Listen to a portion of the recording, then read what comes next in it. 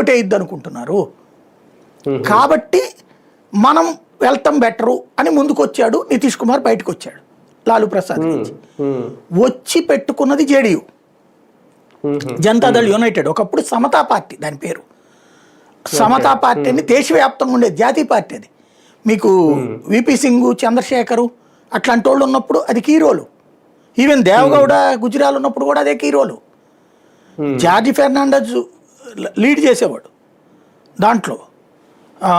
మనకి విజయవాడకు సంబంధించిన వివి కృష్ణారావు గారని దానికి జాతీయ అధ్యక్షుడిగా చేశాడు. ఏళ్లలో గొడవలు నడిచినప్పుడు, నితీష్ కుమార్కి జార్జి ఫెర్నాండెజ్ గొడవ జరిగినప్పుడు.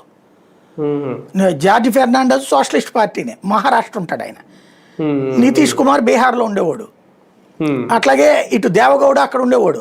దేవగౌడ కూడా అదే పార్టీ, వీళ్ళందరూ సమతా పార్టీ బ్యాచే. ఆ తర్వాత ముక్క చెక్కలయ్యి జనతా దళ్ అని పేరు మార్చుకున్నారు సమతా పార్టీ. ఆ జనతాదళ్ మొక్క చెక్కలయ్యి జనతాదళ్ యునైటెడ్ ఏమో నితీష్ కుమారు, సెక్యులర్ ఏమో దేవగౌడ, జార్జ్ ఫెర్నాండెజ్ అక్కడ ఇంకో పేరు ఏదో పెట్టుకు తిరిగాడు అనమాట. అట్లాగే చేసుకున్నారు.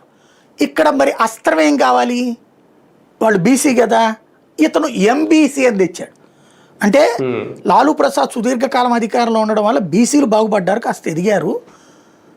బీసీల్లో ఉన్నటువంటి ఉపకులాల వాళ్ళు అన్యాయం అయిపోయారు. ఎందుకంటే వాళ్ళు ఎక్కువ ఉన్నారు ఒరిజినల్